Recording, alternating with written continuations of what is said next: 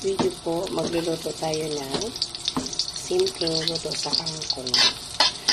Kasi naisip ko kanina, lalagyan ng tokwa, wala akong makitang tokwa. So, pure kangkong lang. Igisa lang natin sa mga kapalangga. Kasi,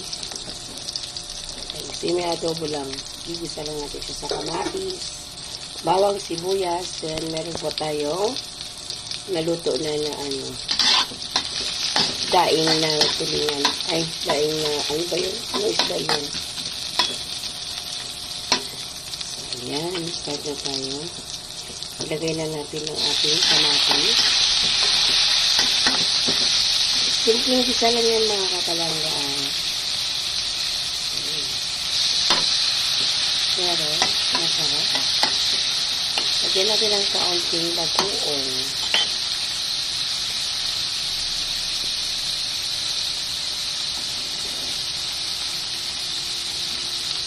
Ngayon tayo nilagay ng cubes.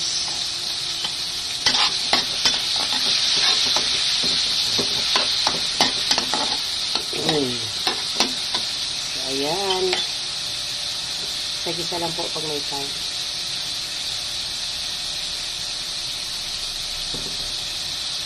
Wala na itong intro, dire-diretso na.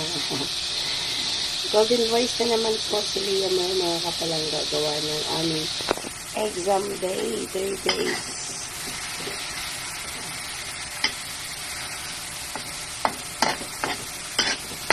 So,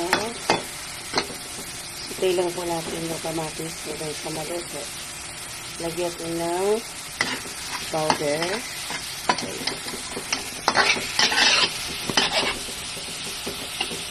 Yan.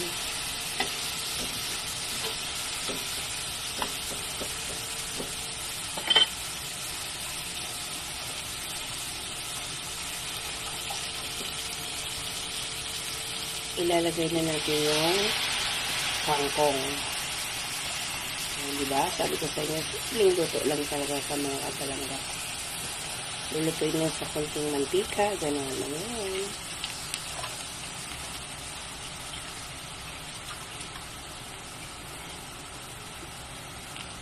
Ayan.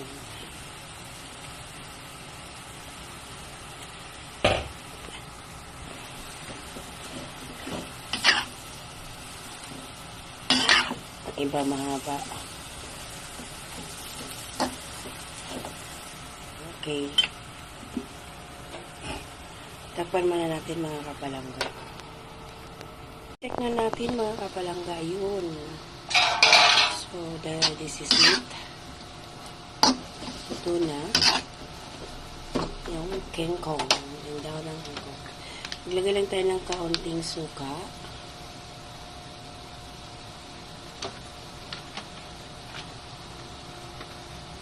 Kaunting toyo. Diba?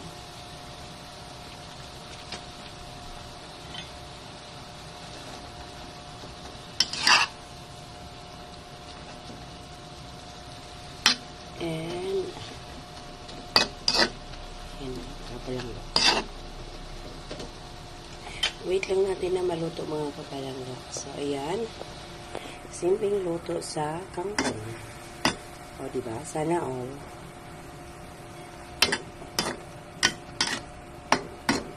Takpan lang natin mga konting sugar.